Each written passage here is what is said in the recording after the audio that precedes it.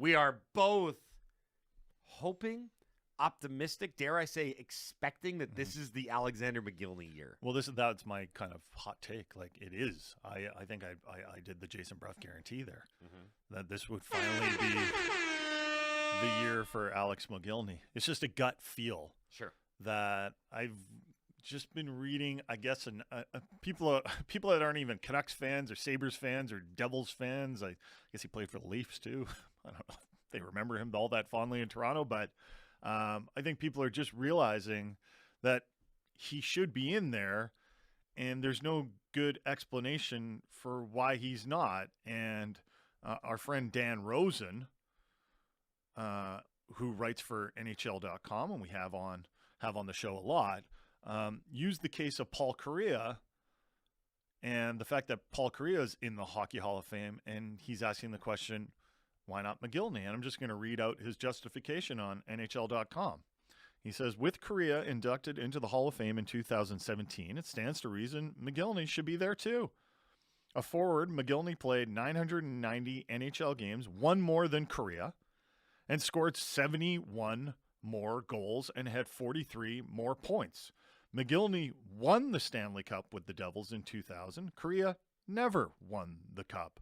They each won a gold medal at the Olympics, Mogilny with the Soviet Union in 1988, Kariya with Canada in 2002, and they both won gold at the Worlds. The only thing you could maybe say is like, yeah, Mogilny won the Olympic gold in Calgary in 1988 when there were NHLers, and Kariya won the gold when there were NHLers. But otherwise, you're looking at the comparison there and going, yeah, if Kariya's in there, why isn't Mogilny? I also think, and I don't know how much they consider this, but I also think Mogilny's story is pretty interesting.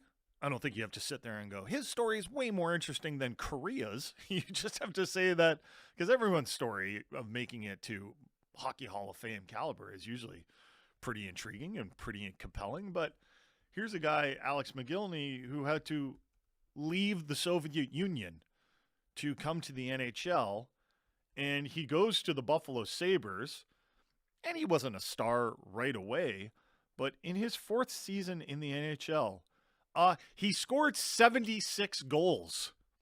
76 goals in 77 games played. That's pretty good. Then he comes to the Vancouver Canucks, and his first season in Vancouver, he has a 107-point season in just 79 games. 55 goals that year, I believe? 55 goals. Like, this is a guy that's a pretty good player. Now, I guess there were some inconsistencies in Mogilny. Like, you look at his 76-goal season with the Sabres, and the very next season he scored 32.